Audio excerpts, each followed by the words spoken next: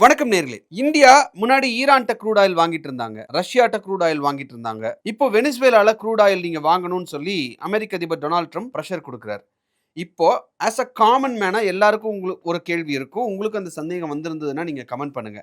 என்ன அப்படின்னா, உண்மையிலேயே இப்ப எந்த கண்ட்ரியோட க்ரூட் ஆயில்ல இருந்து தயாரிக்கப்பட்ட பெட்ரோல், டீசல்ல என் காரோ, பைக்கோ ஓடுது அப்படின்றத எனக்கு தெரியலையே அப்படின்னு நீங்க என்னைக்காவது யோசிச்சது உண்டா? அது மட்டும் இல்லாம இப்படி ஒவ்வொரு கண்ட்ரில இருந்து க்ரூட் ஆயிலும் ஒவ்வொரு மாதிரி இருக்கும் அப்படின்னு சொல்றாங்க. அப்படி விதவிதமான க்ரூட் ஆயில்ல தயாரிக்கப்பட்ட பெட்ரோல்ல, டீசல்ல நான் வண்டிய ஓட்டுனா அது என் வண்டிய பதம் பார்த்துருமோ அப்படின்ற ஒரு பயம் என்னைக்காவது உங்களுக்கு இருந்திருக்கா? அதுக்கெல்லாம் என்ன பதில் அப்படிங்கறத இந்த வீடியோல நான் உங்களுக்கு சொல்றேன். பட் அதுக்கு முன்னாடி அமெரிக்கா அப்படின்னாலே ஆப்வியஸா அவங்க க்ரூட் ஆயில் எங்க இருக்கோ அங்க போய் அவங்களுடைய ஆட்சியை நிலைநாட்டணும் அப்படிங்கறதுல ரொம்ப கவனமா இருப்பாங்க. பட் இப்போ ட்ரம்ப் வந்து இந்த கச்சா எண்ணெயை வச்சு ஏன் கேம் விளையாடுறார் அப்படிங்கிறதுக்கு ஒரு முக்கியமான காரணம் இருக்கு. ஒரு 1.5-2 மாசத்துக்கு முன்னாடி S V R in charge, அமெரிக்காவுடைய கண்ட்ரோல்ல தான் இப்ப வெனிசுவேலா இருக்கு அப்படின்னு சொல்லி அமெரிக்க அதிபர் ட்ரம்ப் ஒரு பேட்டி ஒன்று கொடுத்திருந்தார். இப்போ இந்த அவங்க கண்ட்ரோல்ல வந்த வெனிசுவேலா அதிகமா க்ரூட் ஆயில் ப்ரொடியூஸ் பண்றாங்க. For example proven oil reserves எப்படி இருக்குன்னு நீங்க பாத்தீங்கன்னா,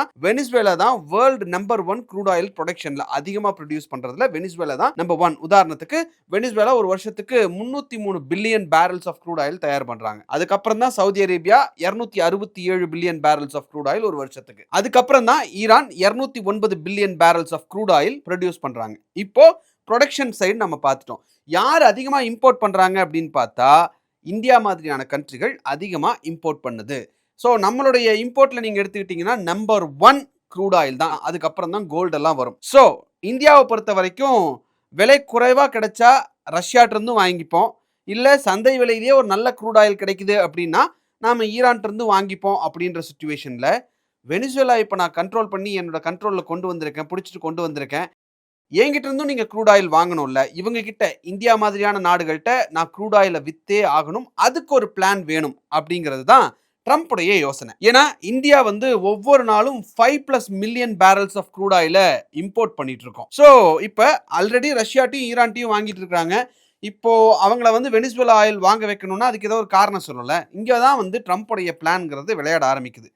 என்ன அப்படின்னா, ரஷ்யா உக்ரைன் வார் அப்படிங்கிறது நடந்துட்டு இருக்கு. இந்த ரஷ்யன் வாருக்கான ஃபண்ட் அப்படிங்கிறது எங்கிருந்து வருது? ஆயில் ரெவென்யூல இருந்து. ஆயில் ரெவென்யூ எப்படி வருது? இந்தியா மாதிரியான கண்ட்ரிஸ் க்ரூட் ஆயில் வாங்குறாங்க. ஸோ அந்த பணம் ரஷ்யாவுக்கு வருது. அந்த பணத்தை வச்சு ரஷ்யா வாருக்கு ஃபண்ட் பண்றாங்க. அதனால உக்ரைன் வார்ங்கிறது தொடர்ந்து நடந்துகிட்டே இருக்கு. ஸோ உக்ரைன் வாரை நிறுத்துறதுக்காக இந்தியா ரஷ்யாட்ட இருந்து க்ரூட் ஆயில் வாங்குறத நிறுத்தணும்.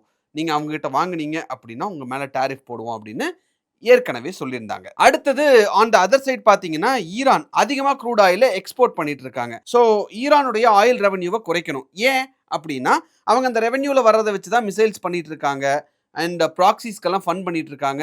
மிடில் ஈஸ்டே கம்ப்ளீட்டா டீஸ்டபிளைஸ் பண்ணி வச்சுட்டு இருக்காங்க. அதனால அதையும் நாங்கள் ஏத்துக்கிற மாதிரியான சுச்சுவேஷன்ல இல்லாததுனால அவங்களோட ரெவென்யூவையும் கட் பண்ணணும். இதுக்கெல்லாம் என்ன பண்ணணும் அப்படின்னா, இதெல்லாம் நான் ஒரு காரணமா சொல்றதுக்கு முன்னாடி உலக நாடுகளுக்கு நான் வந்து ஒரு சொல்யூஷன் வச்சிருக்கணும்ல. அந்த சொல்யூஷன் தான் வெனிசுவேலாவை கேப்சர் பண்ணது. ஸோ நீ ரஷ்யாட்டையும் க்ரூட் ஆயில் வாங்கக்கூடாது, ஈரான்லையும் போய் வார்னு எடுத்துட்டு எங்களுக்கு வந்து க்ரூட் ஆயிலில் வந்து டிஸ்கிரிப்ஷன் இருக்கு, எங்களால் வாங்க முடியல, ஷிப் ரூட்லேயே எடுத்துட்டு வர்றதும் கஷ்டமா இருக்கு அப்படின்ற மாதிரியான விஷயங்கள் வந்ததுன்னா நீங்க ஏன் கவலைப்படுறீங்க? எங்ககிட்ட வெனிசுவேலா ஆயில் இருக்கு, ஸோ நீங்க எங்கிட்ட இருந்து வெனிசுவேலா ஆயில் வாங்கிக்கலாம் அப்படின்னு பிட்ச் பண்றதுக்கு தான் கரெக்டா 1.5-2 மாசத்துக்கு முன்னாடி பண்ணியிருக்கிறதா பொலிட்டிக்கல் அனாலிஸ்ட் சொல்றாங்க. ஸோ இந்த மாதிரி பண்ணணும் அப்படின்னா பல விஷயங்கள் நடக்கிறதுக்கு வாய்ப்பு இருக்கு. ட்ரம்போட இந்த ஒரு சிங்கிள் பிளான்ல பல விஷயங்கள் நடக்கும் அப்படின்னு அவங்க கணக்கு போடுறாங்க. என்ன அப்படின்னா, இந்தியா ரஷ்யன் ஆயில வாங்குறதை நிறுத்தும், அதனால ரஷ்யாவுக்கு போற ஃபண்ட் குறையும். இந்தியா வந்து ஈரான்ல இருந்து அவங்களால ஆயில் வாங்க முடியாத ஒரு சிச்சுவேஷன் வர்றதுக்கு வாய்ப்பு இருக்கு. வார் மாதிரியான சிச்சுவேஷன் வந்துருச்சுன்னா அதனால ஈரானுடைய ரெவென்யூவும் குறையும். ஸோ ஒரு பாயிண்ட்ல அவங்க வெனிசுவேலா ஆயிலுக்கு வந்துதான் ஆகணும். அப்படி வந்துட்டோம் அப்படின்னா ஒரு குளோபல் மார்க்கெட்டுக்குள்ள வெனிசுவேலா ஆயில் உள்ள வர்றதுக்கு வாய்ப்பு இருக்கு. அமெரிக்கா மறுபடியும் குளோபல் எனர்ஜி ஃப்ளோவை கண்ட்ரோல்குள்ள கொண்டு வர முடியும். அதுக்கு முன்னாடி வெனிசுவேலாவை நம்ம கண்ட்ரோல்குள்ள கொண்டு வந்துட்டா இது எல்லாமே நடக்கும். ஸோ ஒரே ஒரு சிங்கிள் மூவ், மல்டிபிள் பெனிஃபிட்ஸ். இதுதான் ட்ரம்போட கிளாசிக் மூவ் அப்படின்னு சொல்றாங்க இந்த விஷயத்தை பொறுத்த வரைக்கும். ஸோ இந்தியாவை பொறுத்த வரைக்கும் பாத்தீங்க அப்படின்னா நமக்கு 3 எரா இருக்கு. என்ன? ஈரான்ட்டு நம்ம வாங்கியிருக்கோம், வெனிசுவேலாட்டையும் நம்ம வாங்கியிருக்கோம், ரஷ்யாட்டையும் வாங்கியிருக்கோம். ஈரான்ட்ட நம்ம வாங்கினதுக்கு முக்கியமான காரணம் வந்து பக்கத்திலேயே இருக்கு, சீப் பிரைஸ்ல கிடைக்குது, நல்ல குவாலிட்டி க்ரூடா இருக்கு, வெனிசுவேலா க்ரூட் மாதிரி இல்லை. அதை நான் உங்களுக்கு எக்ஸ்பிளைன் பண்ணுறேன் ரெண்டுக்கும் என்ன டிஃப்ரென்ஸ்னு. அந்த பார்ட் வரும்போது தான் அந்த க்ரூடை உங்கள் வண்டியில் போட்டால் அது ஓடுமா சரியாக இருக்குமா அப்படிங்கிறத ஒரு கிளாரிட்டி நமக்கு கிடைக்கும். And more over historic diplomatic நம்மகிட்ட ரிலேஷன்ஸ் வந்து ஈரான் கூட ரொம்ப வருஷமா இருக்கு அப்படிங்கிறதுனால நம்ம ஈரான்ட்ட இருந்து வாங்கிட்டு இருந்தோம். அப்புறம் யூஎஸ் சாங்ஷன் வந்தது, ஆப்வியஸா அங்கிருந்து வாங்குறது குறைஞ்சிருச்சு. வெனிசுவேலாட்ட இருந்தும் இந்தியன் ரிஃபைனரிஸ் வந்து hundreds and thousands of barrels per day வாங்கிட்டு தான் இருந்திருக்காங்க. இதே மாதிரி ஒரு 15 வருஷத்துக்கு முன்னாடி யூஎஸ் வந்து வெனிசுவேலா மேல ஒரு சாங்ஷன் போட்டதுனால எங்கேயாவது பெனால்ட்டி போட்டுட்டா என்ன பண்றது அப்படின்ற ஒரு ரீசனுக்காக இந்தியா அப்ப அங்க வாங்காம நிறுத்தினது. அதுக்கப்புறம் ஈரான்ட்ட மாறணும். ஈரான் அதாவது சைமல்டேனியஸாவே நம்ம வந்து ஒரு 3-4 சோர்ஸ் வந்து க்ரூட் ஆயில் வாங்குறது தான் நம்மளுடைய பழக்கமாவே இருந்திருக்கு. அடுத்தது ரஷ்யன் எரா 2022 உக்ரைன் வார் வந்தது. வெஸ்டர்ன் சாங்ஷன்ஸ் எல்லாம் வந்தோடனையும் ரஷ்யன் ஆயில் வந்து சீப்பா வார ஃபண்ட் பண்ணணும்ல, ஸோ சீப்பா ஆயில் கொடுக்குறோம் அப்படின்னு சொன்னோடனையும் நல்ல டிஸ்கவுண்ட் ரேட்ல அவங்களுக்கு கிடைச்சது.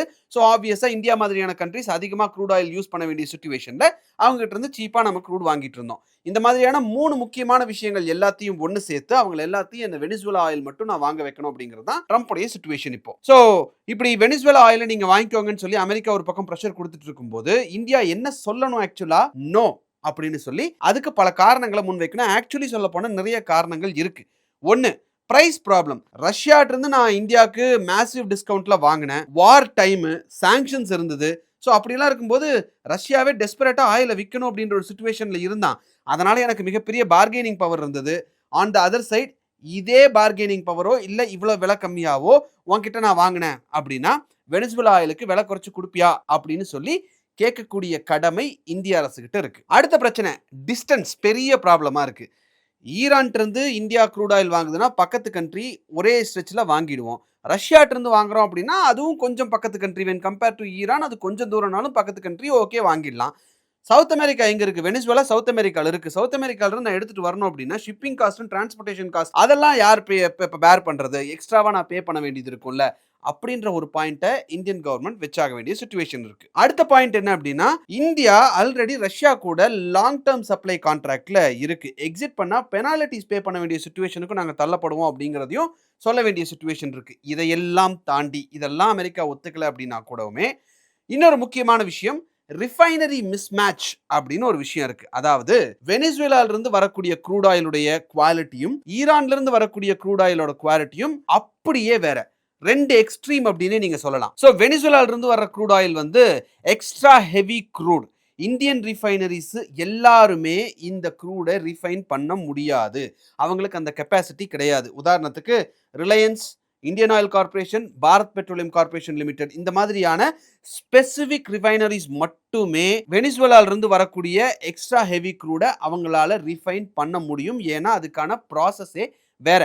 இந்த ஸ்பெசிபிக் ரிஃபைனரிஸ் தவிர வேற யாராவது பண்ணணும் அப்படின்னா பில்லியன்ஸ் ஆஃப் ரூபீஸ் போட்டு உண்மையிலேயே இப்ப இருக்கக்கூடிய சிச்சுவேஷன்ல அவங்களுடைய ரிஃபைனரிஸை அப்கிரேட் பண்ண வேண்டிய சிச்சுவேஷன் இருக்கு. இதெல்லாம் தெரிஞ்சுக்கிறதுக்கு முன்னாடி க்ரூட் ஆயிலுடைய பேசிக் குவாலிட்டி என்னங்கிறத நம்ம புரிஞ்சுக்கிட்டோம் அப்படின்னா அதை இன்னும் பெட்டரா நம்ம புரிஞ்சுக்க முடியும். இதுல வந்து 2 ஸ்கேல் சொல்றாங்க. அதுல அந்த ஆயிலுடைய குவாலிட்டி எப்படி, லைட் ஆயில், ஹெவி ஆயில் 2 சொல்றாங்க. லைட் ஆயில் அப்படிங்கிறது தண்ணி மாதிரி, ஆயில் மாதிரி ஒரு டேங்க்ல ஒரு டனல்ல நீங்க ஊத்துறீங்க அப்படின்னா ஆயில் மாதிரியே ஃப்ரீ ஃப்ளோ ஆகும். வேற ஹெவி ஆயில் அப்படிங்கிறது தார் மாதிரி இருக்கும், மொலாசஸ் மாதிரி தார் மாதிரி ஹெவியா இருக்கும். அவ்வளவு ஈஸியா ஃப்ளோ ஆக முடியாது. ரெண்டாவது முக்கியமான ஸ்கேல் என்ன அப்படின்னா அதில் இருக்கக்கூடிய சல்ஃபர் கண்டென்ட். இதை வந்து 2ஆ பிரிக்கிறாங்க, ஸ்வீட் அண்ட் சார் அப்படின்னு. சல்ஃபர் கண்டென்ட் 1% கீழே இருந்தா அது ஸ்வீட் க்ரூட், நல்ல க்ரூடுன்னு புரிஞ்சுக்கலாம். சோர் க்ரூட் அப்படிங்கிறது 4%, 5% அந்த ரேஞ்சில் கூட சல்ஃபர் இருக்கு அப்படின்னா அதை வந்து சோர் க்ரூடுன்னு ஆக்சுவலா சொல்றாங்க. இந்த க்ரூட் ஆயில ரிஃபைன் பண்றதுக்கு எக்ஸ்ட்ரா எஃபர்ட், எக்ஸ்ட்ரா ட்ரீட்மெண்ட் பண்ண வேண்டியது இருக்கு. அதுக்கான காஸ்டையும் நம்ம பேர் பண்ண வேண்டிய சிச்சுவேஷன் இருக்கு. சோ ஈரானுடைய ஆயிலை நீங்க எடுத்துக்கிட்டீங்க அப்படின்னா ஈரான்ல இருந்து வாங்கக்கூடிய க்ரூட் ஆயில் சல்ஃபர் கம்மியா இருக்கக்கூடிய ஸ்வீட் க்ரூட். அது மட்டும் இல்லாம போர் பண்ணீங்கன்னா அப்படி சும்மா ஊத்துனீங்கன்னா ஆயில் மாதிரி ஈஸியா ஃப்ளோ ஆகக்கூடிய வகையில் இருக்கக்கூடிய க்ரூட். இதை நீங்க ரீஃபைன் பண்றது ஈஸி. இதுல இருந்து வரக்கூடிய பெட்ரோல், டீசல் அப்படிங்கிறது அதோட ஈல்டு ஜாஸ்தி. வேறஸ் வெனிசுவேலால இருந்து வரக்கூடியதோடைய சல்ஃபர்ங்கிறது 4 to 6% வெரி சோர் ஹெவி க்ரூட்னு சொல்றாங்க. நீங்க பைப்ல ஃப்ளோ பண்ணா கூட தார் மாதிரி அப்படியே ரொம்ப ஸ்லோவா தான் மூவ் ஆகும், ஹெவியா இருக்கும். ஸ்பெஷல் ரிஃபைனரிஸ் வேணும் இது ரிஃபைன் பண்றதுக்கு. அண்ட் ப்ராசஸ்ங்கிறது ரொம்ப எக்ஸ்பென்சிவான ஒரு ட்ரீட்மெண்ட் தேவைப்படுது. ஸோ பெஸ்ட் க்ரூட் அப்படின்னு எடுத்துட்டா ஈரானோடது, ஒஸ்ட் க்ரூட்னு எடுத்துக்கிட்டா வெனிசுவேலாவோடது. ஸோ இப்போ நாங்க ரஷ்யாட்ட இருந்து வாங்குனோம், ஈரான்ட்ட இருந்து வாங்குனோம், இப்ப வெனிசுவேலாட்ட இருந்து வாங்க போறோம். இதுல வரக்கூடிய க்ரூட்ல இருந்து வரக்கூடிய பெட்ரோல், டீசல் என்னுடைய காரோ, பைக்கையோ இன்ஜின பதம் பார்த்துருமா? அப்படின்ற ஒரு சந்தேகம் எல்லாருக்குமே இருக்கக்கூடிய ஒரு விஷயம் தான். ஸோ ஆப்வியஸா பார்த்தீங்கன்னா, க்ரூட் ஆயில் வருது, ரிஃபைனரிக்கு போகுது, பெட்ரோல், டீசலா மாறுது. அதுக்கப்புறம் பெட்ரோலோ, டீசலாவோ உங்களுடைய காருக்கு வருது. இந்த ரிஃபைன்மென்ட் ப்ராசஸ் தான் toughest when compare to Iran crude, Venezuela க்ரூட்ல இந்த ரிஃபைனரி ப்ராசஸ் தான் கஷ்டமானது. மாறக்கூடிய வகையில் இருக்குமே தவிர, வெளியிலிருந்து வரக்கூடிய, அதாவது உள்ளிருந்து வரக்கூடிய நமக்கு அவுட்புட் அப்படிங்கிறது ஒரே மாதிரி ஸ்டாண்டர்ட்ல தான் இருக்கும். எவ்வளவு மட்டமான க்ரூட நீங்க அந்த ரிஃபைனரிக்குள்ள குடுத்தாலும், வெளியில வரக்கூடிய பெட்ரோலோ, டீசலோ ஒரே வகையான, ஒரே ஸ்டாண்டர்ட்ல இருக்கக்கூடிய பெட்ரோல், டீசலா தான் இருக்கும். அத தான் நம்ம BIS அப்படின்னு சொல்றோம். அத நம்ம இன்ஜினுக்கு தான் சொல்றோம் அப்படின்னா, இந்த இன்ஜினுக்கு இந்த டைப் ஆஃப் ஆயில் தான், இந்த டைப் ஆஃப் பெட்ரோல், டீசல் தான் செட் ஆகும் அப்படின்னு ஒண்ணு இருக்குல்ல. அதனால தான் நமக்கு பிரீமியம், எக்ஸ்ட்ரா பிரீமியம், ரெகுலர் இந்த மாதிரி 3 டைப் இருக்கு. அதுல ஆக்டேன் லெவல் எப்படி இருக்குன்றத பொறுத்து சூப்பர் கார்ஸ்க்கு ஒரு டைப்பா போடுவாங்க. அண்ட் நார்மல் கார்ஸ்க்கு, இல்ல நம்ம நார்மல் பைக் அண்ட் கார்ஸ்க்கே வந்து நார்மல் பெட்ரோல், பிரீமியம் பெட்ரோல்னு போடுறோம். சூப்பர் கார்ஸ்க்கு ஆக்டேன் 97 ஒரு பெட்ரோல் போடுவாங்க. அந்த பெட்ரோலோட காஸ்ட் வந்து ஏறக்குறைய 1 லிட்டர் ரூ. 150, ரூ. 160 வரும். ஸோ இந்த டிஃபரன்ஸ் தான் அந்த குவாலிட்டியில இருக்கிறது. ஆனா உள்ள போறது வெனிசுவேலா க்ரூடா இல்ல ஈரான் க்ரூடா அப்படிங்கிறது ப்ராப்ளம் கிடையாது. இதை இன்னும் ஷார்ட்டா உங்களுக்கு சொல்லணும் அப்படின்னா, வெவ்வேறு தோட்டத்துல இருந்து கரும்பெல்லாம் எடுத்துட்டு வந்து ஒரே மெஷின்ல போட்டு எடுத்தாலும் ஒரே டைப் ஆஃப் ஜூஸ், அதை குடிச்சு பார்க்கும்போது ஒரே டேஸ்ட்ல இருக்கிற ஜூஸ் இருக்குல்ல, இதுதான் ஆக்சுவலா. ஸோ எந்த கண்ட்ரியில இருந்து க்ரூட் வருதுன்றது நமக்கு ப்ராப்ளம் இல்ல. பட் ரிஃபைனரி ப்ராசஸ் அதிக செலவு பிடிக்கக்கூடியது அப்படிங்கிறதுனால பெட்ரோல், டீசல் பிரைஸ் ஏறுறதுக்கான வாய்ப்பு இருக்கான்னு கேட்டா எஸ், அதுக்கான வாய்ப்புகள் இருக்கு. ஸோ ட்ரம்ப்புக்கு வந்து இந்த வெனிசுவேலா க்ரூட குளோபல் மார்க்கெட்ல கொண்டு வரணும் அப்படின்றத முன்னாடியே சொல்லியிருந்தோம்.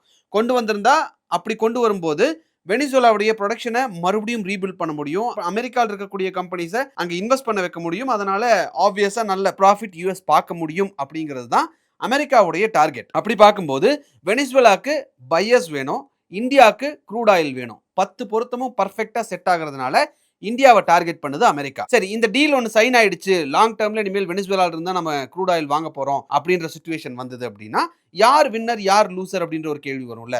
வின்னர்ஸ் லிஸ்ட்ல நீங்க எடுத்துக்கிட்டீங்கன்னா அமெரிக்கா. ஏன்னா அவங்க வந்து வெனிசுவேலாவை ரீபில்ட் பண்ணுவாங்க, அமெரிக்கன் கம்பெனிஸ்க்கு ப்ராஃபிட் வரும், ரஷ்யாவுக்கு வாருக்கு ஃபண்ட் போகாது, ஈரானுக்கான ஆயில் ரெவென்யூங்கிறது குறையும், குளோபல் லெவல்ல மறுபடியும் அந்த எனர்ஜி ஃப்ளோ என் கண்ட்ரோல்ல தான் இருக்கு அப்படிங்கிறத அமெரிக்கா ரீபில்ட் பண்ணிக்க முடியும்.